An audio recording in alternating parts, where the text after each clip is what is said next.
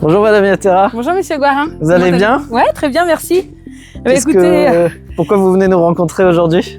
J'ai des questions à vous poser. Les parents ont des questions à vous poser et j'ai jugé utile de reprendre toutes ces questions-là et puis écoutez, de vous les poser tout simplement. Il n'y a pas de souci, je serais ravi d'y répondre. Merci beaucoup. Je vous invite à une petite promenade.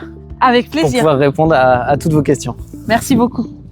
Alors, l'une des premières questions qu'on a à vous poser, Monsieur Guarin, c'est pourquoi changer d'uniforme pour la prochaine rentrée?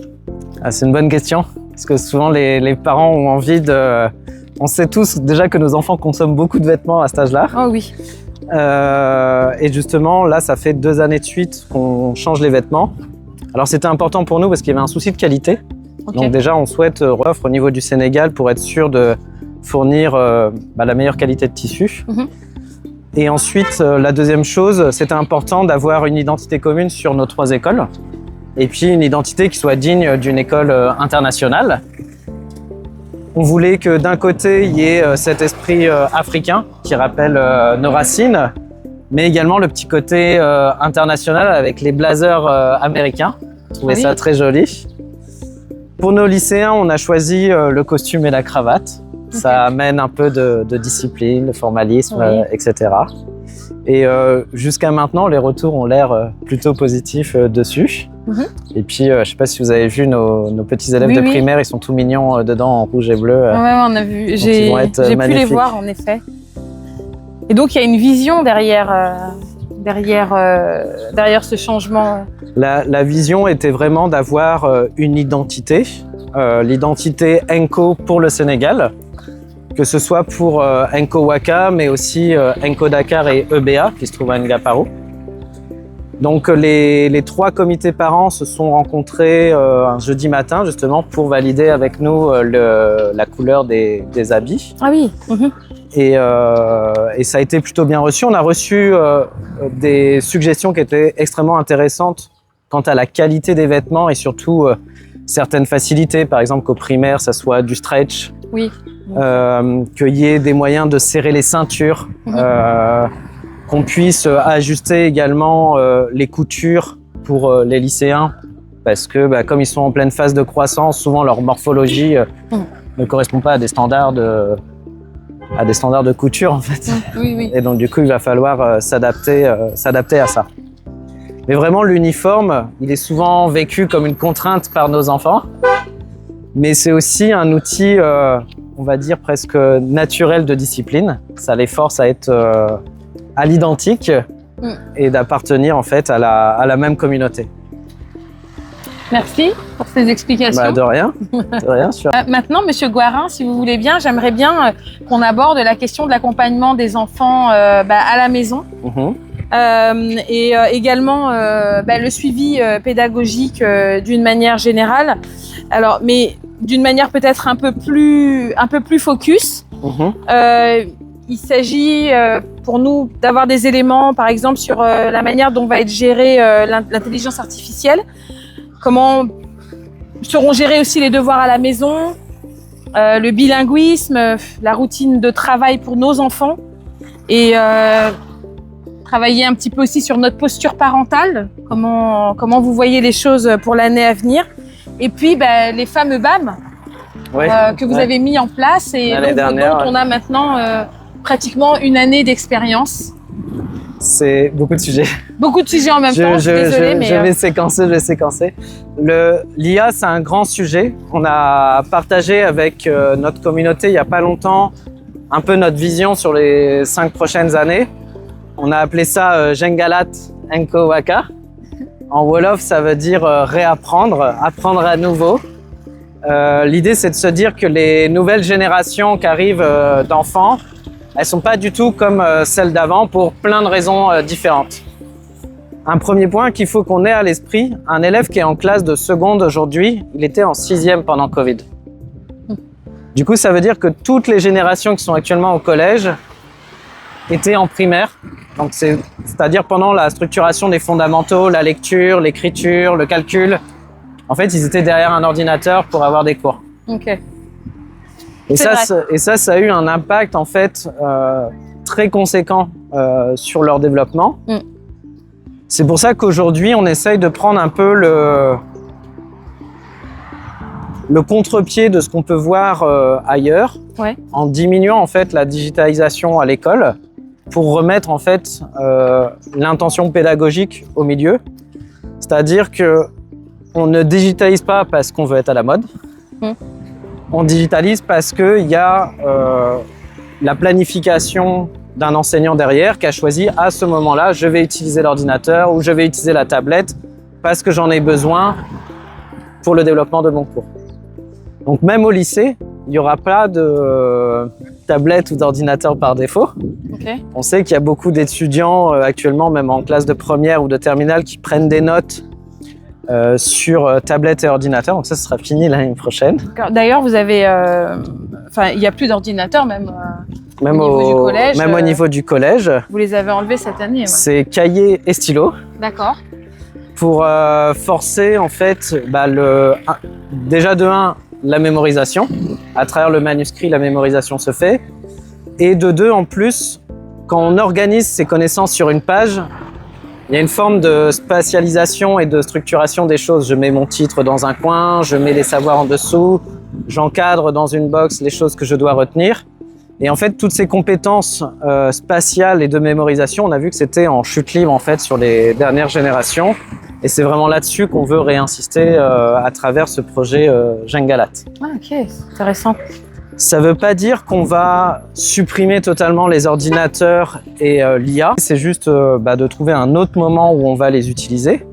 Si un enseignant a besoin d'apprendre à ses élèves, par exemple, à se servir d'Excel ou de Word pour écrire un rapport, à ce moment-là, justement, il y aura une note qui sera faite à travers la publication de l'agenda hebdomadaire. Chaque semaine, en amont, les enseignants vont publier un agenda. Comme ça, les parents sauront ce qui va être fait la semaine suivante. Et ce sera stipulé à l'intérieur. Il y aura besoin d'amener la tablette ou l'ordinateur pour travailler sur. Et donc, du coup, ça permettra de contrôler son utilisation. Le deuxième aspect, on sait qu'aujourd'hui, tous les devoirs maison sont faits par les IA. C'est que ce soit en mathématiques, en littérature, en histoire.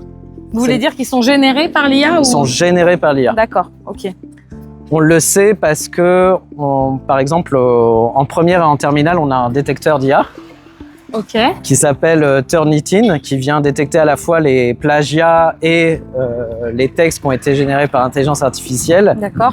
Et on a toujours les élèves qui viennent nous voir, monsieur, ça a donné combien le détecteur d'IA, qui viennent vérifier qu'ils ne sont pas trop fait griller. Ça devient limite un automatisme de venir vérifier à combien de pourcentage ils sont. C'est à la fois une bonne pratique parce qu'au moins ils en sont conscients. Et on veut qu'ils continuent à être vigilants sur ces choses-là. Mais en même temps, ça nous fait dire qu'il faut qu'on revisite complètement notre rapport avec le devoir maison. Bah oui, parce que nous, comment on fait en tant que parents dans le format actuel, ça marche plus en fait. Les professeurs en fait ne peuvent plus contrôler le savoir des élèves au bon niveau. Donc là, au cours des 2 dernières semaines de juin, pendant que nos élèves seront en sortie ludique, certains vont au Lac Rose, d'autres vont à Longpool.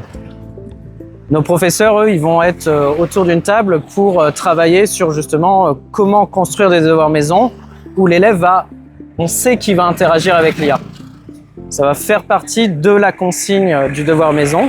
Et justement, ça va être structuré par le professeur pour être sûr et certain qu'on contrôle l'interaction élève-intelligence artificielle. Surtout l'apport que doit apporter l'élève, finalement, même dans cette interaction avec l'IA. Et que ça soit pas juste je copie-colle la consigne de mon professeur dans l'intelligence artificielle, puis ensuite je la copie-colle sur mon Word ou mon Google Sheets ou mes Google Slides, etc. C'est limite de l'ingénierie pédagogique. L'idée va être de renverser complètement la classe. En classe, on va se concentrer principalement sur des exercices et des activités, grâce au workbook de Didacticos, par exemple.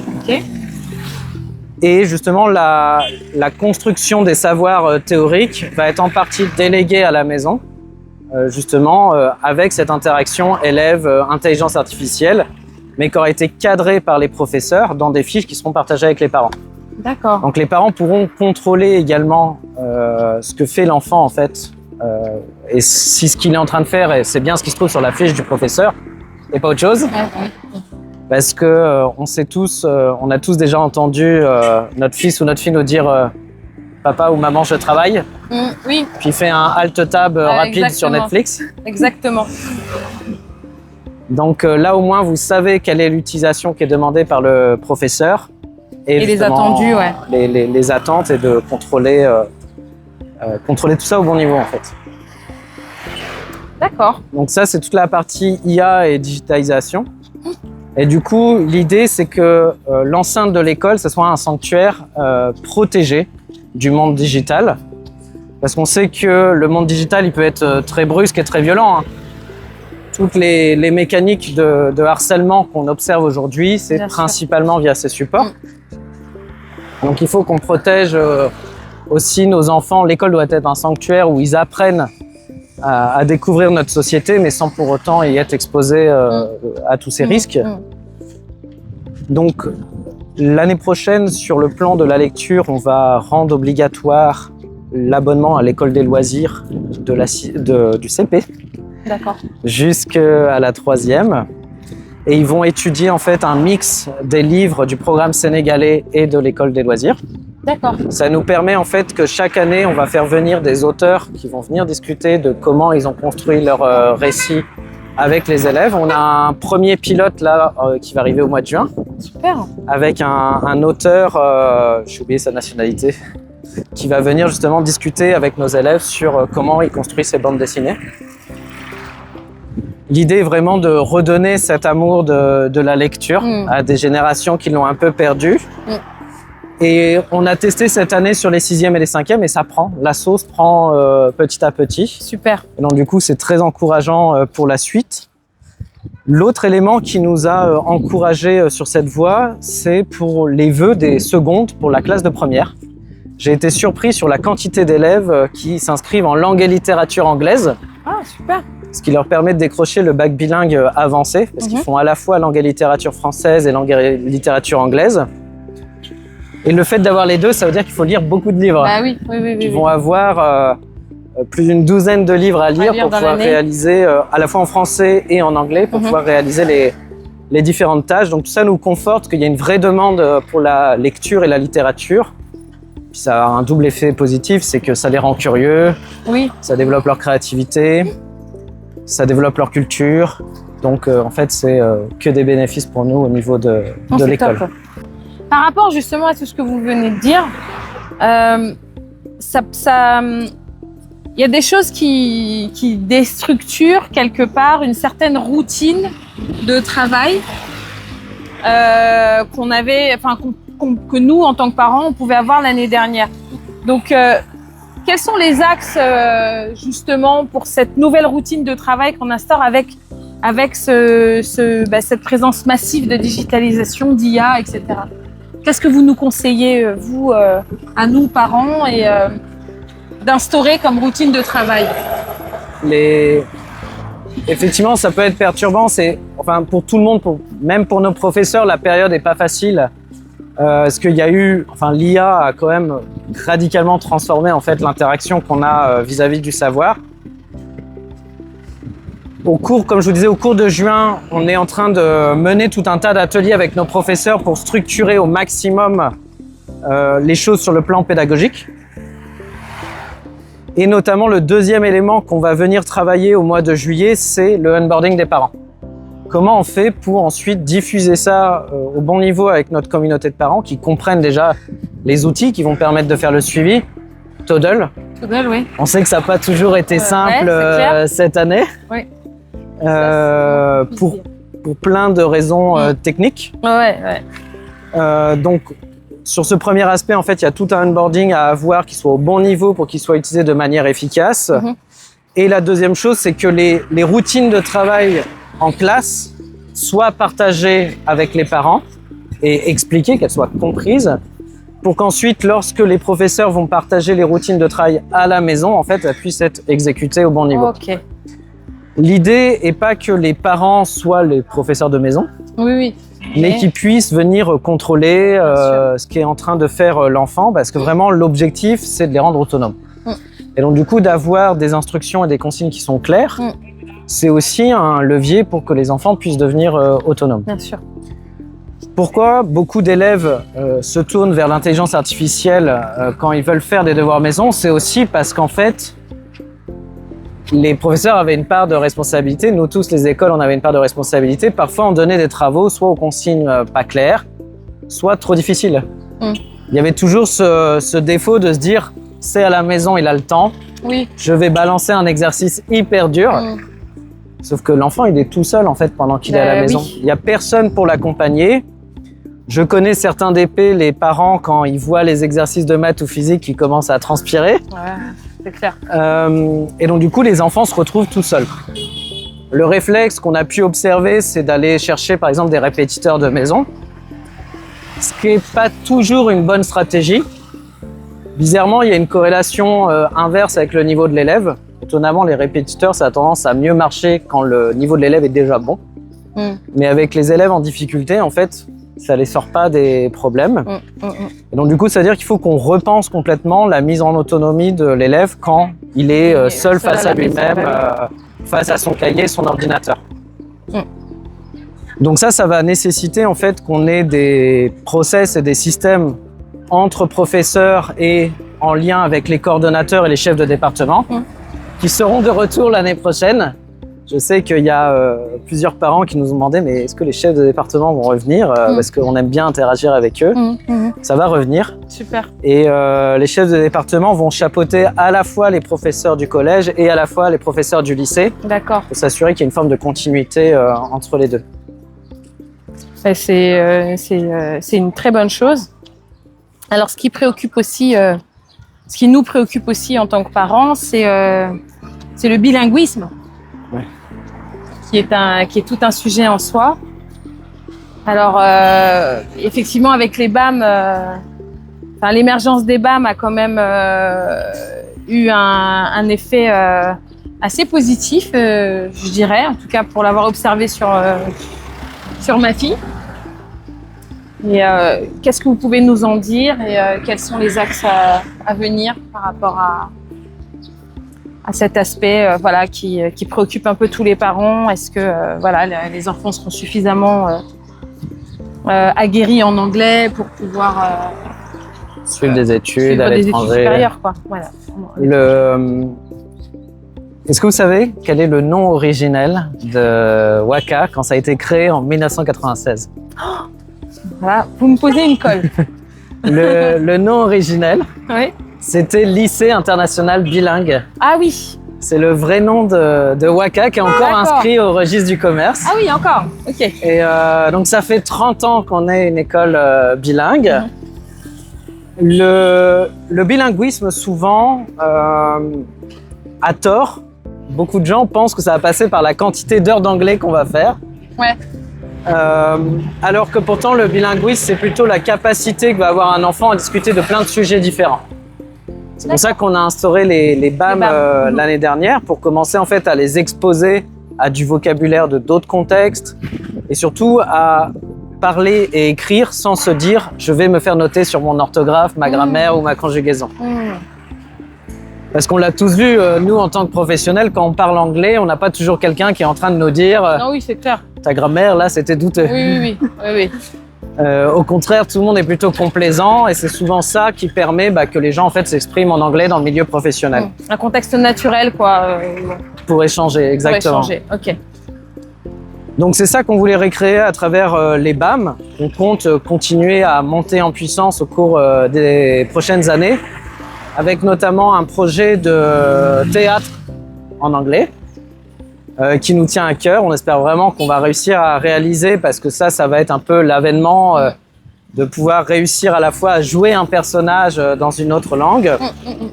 Actuellement, le bilinguisme à Nko Waka, il est exceptionnel et je peux me permettre de dire ça par nos chiffres. 100% de nos élèves ont un bac bilingue, le bac IB avec la mention bilingue dessus, et à peu près 30% de nos élèves ont un bac bilingue avancé. C'est-à-dire qu'ils font langue et littérature dans les deux matières. À côté de ça, sur le collège, ce qu'on va continuer à essayer, c'est des petites touches à droite et à gauche pour qu'ils aient l'occasion de démultiplier les opportunités de parler anglais. Je sais qu'il y a un certain nombre d'années, il existait des journées entièrement dédiées à l'anglais. Donc pourquoi pas ce genre de petites stratégies continuer à les reproduire. Déjà, on a la chance d'avoir une coordonnatrice au collège qui est exceptionnelle et qui les force à parler anglais comme elle est américaine. Et donc du coup, ça les oblige, même quand ils veulent parler de leurs problèmes, de leurs petits chagrins d'amour, de leurs petites chamailleries, ils sont obligés de le faire en anglais. Et ça, c'est super. Tout ça, en fait, ça les oblige à, bien sûr, développer un vocabulaire, à être compréhensible par quelqu'un d'autre. Le dernier axe, en plus de toutes ces petites stratégies à droite à gauche, ça va vraiment être la littérature. Donc là, avec l'école des loisirs, on met un gros paquet sur la littérature francophone. Mais à côté de ça, on va également amener dans les heures de lecture qu'on avait commencé à installer cette année, des lectures anglophones. Ça, c'est super. L'idée est vraiment de désamorcer les peurs. Souvent, un élève, il veut pas ouvrir, par exemple, même un Harry Potter en anglais, parce qu'il voit le gros bouquin, c'est de l'anglais, il se dit c'est impossible, je vais jamais y arriver. Et là, il commence une page, 2 pages, et il se rend compte, en fait, l'anglais est très simple à l'intérieur. Oui. Donc, il faut vraiment juste désamorcer ces petites croyances limitantes qu'ils ont. Et ensuite, ça les débloque et puis il n'y a plus de résistance à la lecture en anglais. Donc, voilà un peu les axes d'amélioration du bilinguisme. Un élément qui va nous permettre à l'avenir d'être très solide sur nos appuis sur le bilinguisme, c'est l'ouverture du primaire. Oui. Parce que aujourd'hui, les élèves qu'on accueille, on le sait sur les classes de primaire, un certain nombre de parents d'élèves nous ont remonté que c'est pas facile. C'est pas facile parce que le niveau d'anglais est très élevé à Waka. En plus, ils ont des cours de mathématiques en anglais, ils ont les cours de biologie en anglais. Et parfois, pour un élève qui vient d'une autre école primaire, c'est boum, c'est un mur, le temps de s'habituer. Et les premiers mois sont rarement faciles. Heureusement, on a des professeurs qui sont formidables, qui les accompagnent pour justement, petit à petit, encore une fois, dépasser ses peurs, se dire, en fait, les mathématiques, que ce soit en français ou en anglais, c'est la même chose, ça reste des maths. Et les débloquer, on le voit sur le long terme. Ensuite, tous nos élèves, quand ils arrivent en classe de seconde, de première et de terminale, ils sont full bilingues. Et tous nos élèves rentrent aujourd'hui dans les universités de leur choix sans aucun problème parce que le niveau d'anglais est exceptionnel. Et du coup, est-ce que vous avez des préconisations pour les parents à la maison? Par exemple, moi qui ne suis pas du tout anglophone, je pense que j'étais davantage angoissée que ma fille par rapport à cette question-là. Alors qu'elle a suivi parallèlement elle a toujours eu de l'anglais dans sa scolarité, mais bon, c'était moi qui étais plus stressée qu'elle au départ. Est-ce que vous avez des préconisations? On dit souvent que les enfants doivent regarder leur série préférée en anglais, etc. Est-ce qu'on peut favoriser aussi un environnement qui puisse... Alors, bizarrement, mon conseil va être le même pour l'anglais que pour le français, pour d'autres raisons. Le plus important à la maison, c'est pas de bloquer un enfant à réviser pendant 4 heures. Ça, d'ailleurs, la recherche scientifique sur le sujet montre que c'est vraiment la pire des stratégies. Il vaut mieux séquencer en petits morceaux et surtout laisser à l'enfant plein d'opportunités pour se cultiver. Parler de vos passions, en fait, avec vos enfants. J'avais un papa, la dernière fois, il me disait « Mais monsieur Gouarin, qu'est-ce que je fais avec mon fils? Il a du mal à s'intéresser aux maths. Vous faites quoi dans la vie ?» Il me dit je travaille dans l'aviation. Je lui fais mais parlez-lui de votre passion à vous, que sont les avions, etc. Et vous allez voir, vous allez pouvoir sous un autre angle en fait parler de mathématiques avec lui. Pourquoi je parle de tout ça? Parce qu'on n'aime pas souvent quand nos enfants sont sur un jeu vidéo, ils sont en train de faire des trucs qu'on a l'impression qu'ils sont pas liés au scolaire. Je suis pas sûr qu'il faille forcer le fait de regarder leur série préférée dans une autre langue. D'accord. Mais en fait, naturellement, ils vont être par curiosité, quand on a suffisamment éveillé justement cet aspect chez eux, à vouloir aller vers de l'anglais. Je vous donne un exemple de beaucoup d'enfants, ils sont tous fans de Fortnite, Roblox, ces choses-là. 100% des tutoriels sur Internet sont en anglais. Dès qu'ils vont vouloir aller par exemple sur Reddit ou ce genre de réseaux... Vous connaissez Reddit? Non, pas du tout. Bon, bah, c'est les réseaux sociaux de nos enfants. Ok. Pour aller chercher des astuces, etc. Ça parle en anglais en fait. Ok. Donc je dis pas qu'il faut les laisser tout le temps sur les jeux vidéo. Non, mais c'est intéressant par mais contre. Plutôt de laisser libre cours et de provoquer leur curiosité sur autant de sujets que possible. Et même, pourquoi pas, d'essayer de les amener sur des sujets auxquels ils n'auraient jamais pensé. Pourquoi pas faire de la peinture, de la sculpture, etc. Parce que de toute façon, aujourd'hui, le partage des connaissances, il est en anglais. Et dès qu'on va vouloir s'améliorer, performer en fait dans un système, on va être obligé nécessairement au bout d'un moment de passer par l'anglais. Par l'anglais, ouais. Ouais, c'est un très beau conseil. Et d'ailleurs, qui rejoint un petit peu... cette posture parentale. Si, pour ces précieux conseils, Monsieur Gouarin, d'ailleurs, ça rejoint un petit peu la question que je vous ai posée tout à l'heure par rapport à la posture parentale. Quelles préconisations avez-vous par rapport à la manière dont on doit accompagner aussi nos enfants et quel environnement à mettre en place pour qu'ils puissent s'épanouir. Et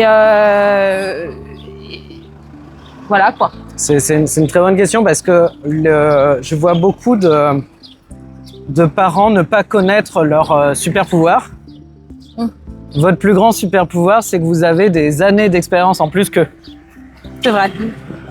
Vous avez déjà, vous tous, notre communauté de parents, vécu 1000 choses. Je me rappelle pendant le Carrière Fair qu'on a fait cette année, on avait de nos parents d'élèves qui nous parlaient de leur entreprise et qui ont fait vraiment 1000 choses dans leur vie. Et en fait, c'est ça qu'il faut partager avec vos enfants. C'est pas les bloquer pendant 4 heures, comme je disais, un samedi matin. La seule chose que vous allez provoquer en faisant ça, c'est de l'épuisement cognitif. Et ça va être contre-productif parce que vous allez les braquer en fait avec pourtant le devoir maison qui est quelque chose d'essentiel dans l'acquisition des savoirs. Donc il vaut mieux séquencer en petits bouts. La recherche nous dit par bout de 20 minutes. Et de pas rester de pas être monotage, de pas être que sur des mathématiques ou que du français, mais vraiment d'enchaîner un peu toutes les matières, de pas hésiter de passer d'une matière à une autre. Okay. Et surtout que quand on va se lancer dans des révisions des devoirs maison, d'avoir des objectifs. De se dire, c'est quoi là mon objectif sur ma séquence de révision? Je vais me bloquer 1 heure, je vais faire 3 séquences de 20 minutes, je vais réviser, je sais pas, la trigonométrie en mathématiques, je vais faire des exercices de mémorisation sur les mathématiques. Ensuite, je vais travailler du français, j'ai besoin de travailler, je sais pas, l'écriture d'invention. Donc du coup, je vais travailler de la rédaction et la structure de mes phrases. Et puis ensuite, en business, j'ai besoin de travailler les formules. Et sur les 20 prochaines minutes, je repasse tous les exercices où il y a des maths à faire en business. Et je me tape un enchaînement le plus vite possible de plein d'exercices. Ça, c'est efficace parce qu'on s'est fixé des objectifs. Donc déjà, on est capable de mesurer si on a atteint notre objectif ou pas. Si on ne l'a pas atteint, ça nous permet de nous dire, tiens, je vais me reprojeter une séquence de révision dans X jours. Donc déjà de planifier, en fait, leur cerveau va être beaucoup plus efficace dans la manière de réviser parce qu'il sait ce qu'il va faire. C'est pas juste j'ouvre mon cahier et je lis pendant 4 heures. D'autant que la lecture des leçons,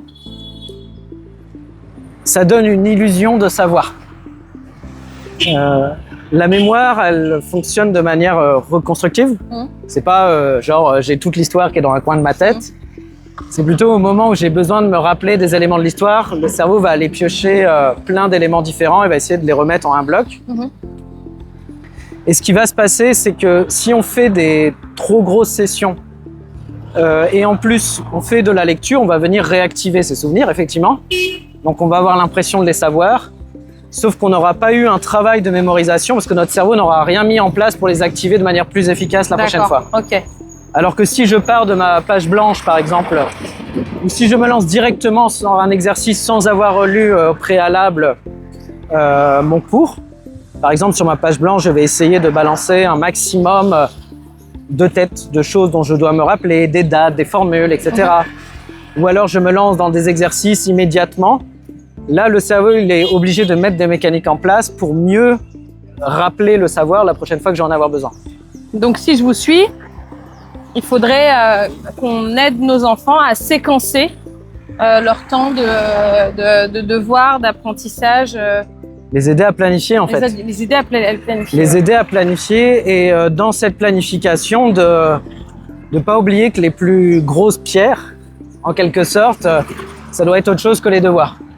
Passer du temps avec eux, passer du temps à les éveiller à quelque chose de nouveau, discuter de politique, discuter de religion, discuter de tiens, qu'est-ce qui se passe à tel endroit dans le monde en ce moment, c'est quoi ton point de vue, qu'est-ce que tu en penses, sans le juger. Ouais. Ils vont parfois avoir des idées farfelues, mais en fait, en demandant mais pourquoi tu penses ça, qu'est-ce qui te fait dire ça, et ben juste avec des petites questions simples, on est en train de former, structurer leur cerveau, les aider à être carrés. Et ça va avoir un impact qui est vraiment radicalement plus impactant que les enfermer à double tour dans leur chambre. La gestion de la frustration est quelque chose aussi qu'il faut réussir à équilibrer. Parce qu'on a souvent les deux extrêmes, soit l'ultra-laxisme, qui a ses défauts, soit l'ultra-contrôle, qui est aussi un problème. Pathogène, ouais, bien sûr.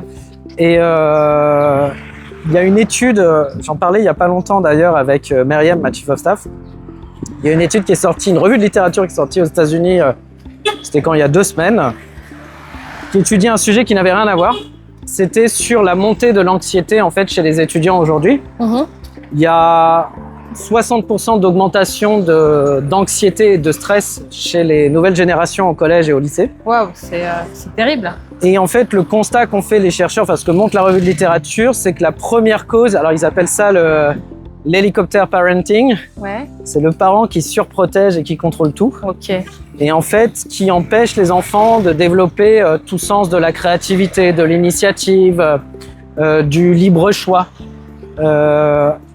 Alors qu'il faudrait trouver peut-être un juste milieu entre le laxisme et l'hyper-contrôle.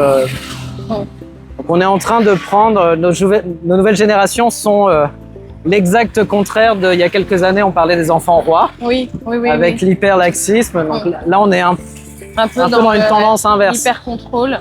Qui est aussi lié à ce qui a pu se passer à travers Covid, les enjeux internationaux qui se sont tendus. Tout ça crée de la peur, de la tension, et en fait, le stress des parents souvent part chez nos jeunes étudiants, malheureusement. Le comité de parents d'élèves pourrait aussi permettre d'agir, en tout cas, et d'essayer d'impacter sur ce surcontrôle, justement, des parents avec des espaces d'échange, comme le Coffee Connection, par exemple. Enfin, effectivement, c'est des bons espaces parce qu'il n'y a pas de solution miracle. L'idée est plus d'avoir un endroit, une safe zone, où on va pouvoir parler des petits problèmes qu'on rencontre au quotidien. C'est pas toujours facile de dire moi avec ma fille ou mon fils, il y a ça qui se passe mal. On a toujours peur d'une forme de jugement, comme si on devenait parent avec un manuel prêt dans les mains, alors que ça n'existe pas. Non. Et souvent, en fait, on a beaucoup de jeunes parents qui sont un peu perdus, qui savent plus quoi faire, surtout à certaines périodes qui sont très compliquées. Les classes de 4e, 3e, seconde, on est en plein milieu de l'adolescence. C'est souvent l'enfer à gérer pour les parents. On sait que les enjeux qui arrivent derrière avec le bac en première et en terminale sont énormes et conséquents en termes d'impact sur la vie de nos enfants. Et donc, du coup, ça régénère du stress supplémentaire. L'idée est vraiment d'avoir des espaces où on puisse parler, dire bah voilà, moi je contrôle plus rien.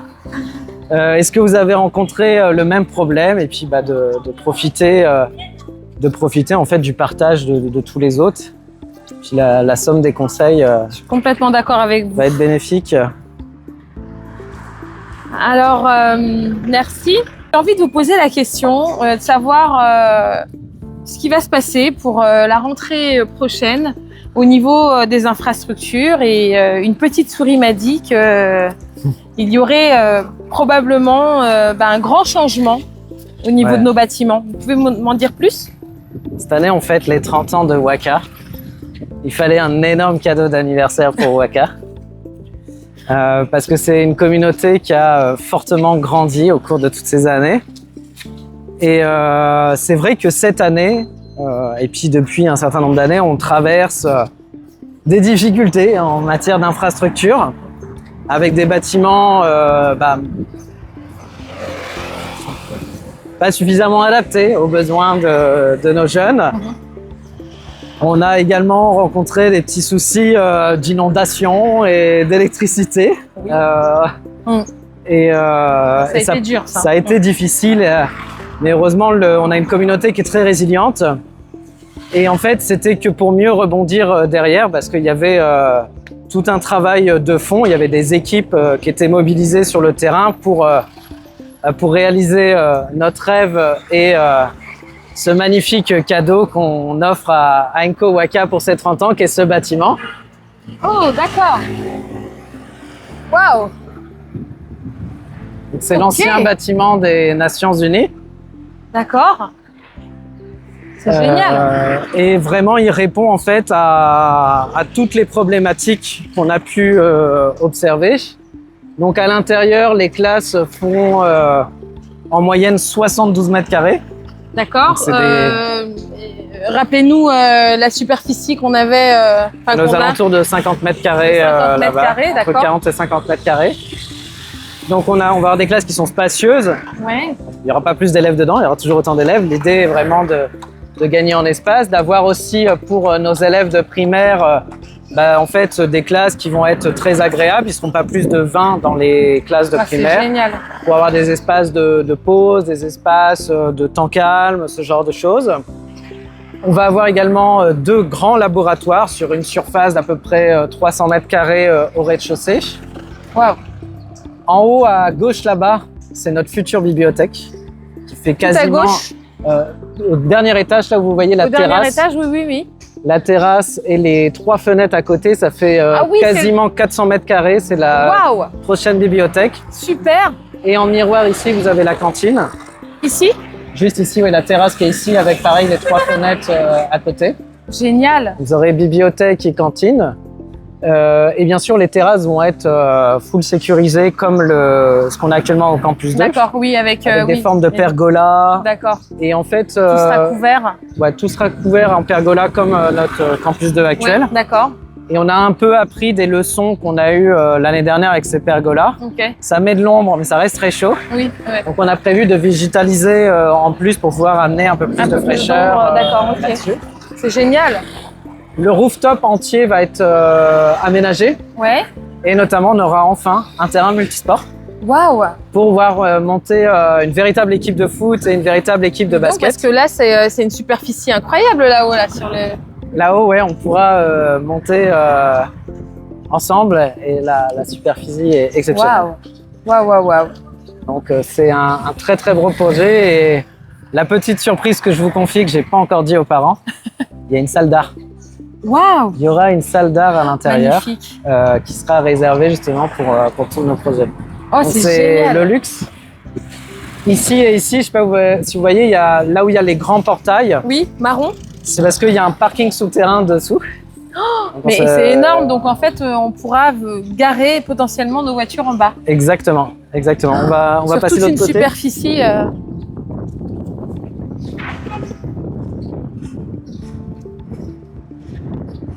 C'est immense. C'est très très grand. C'est vraiment très très grand, mais voilà, Waka méritait ça pour cette rencontre. C'est génial. Et donc, en termes de cantine, Du coup, vous allez aménager les espaces avec tout ce qu'il faut Exactement. pour garantir. On va construire une vraie cantine à l'intérieur. C'est génial.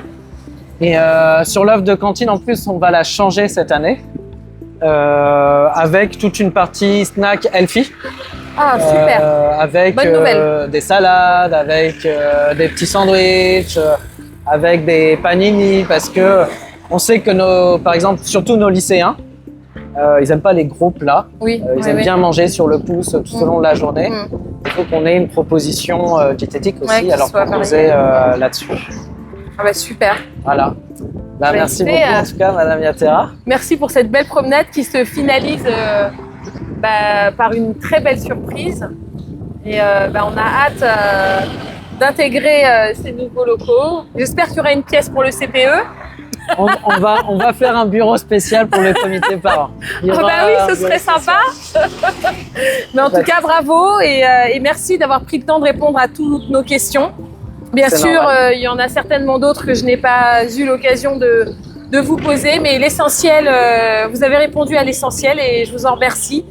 Et puis, on attend avec impatience la rentrée prochaine, Monsieur Gouarin. Ce sera le 15 septembre. Ah bah parfait.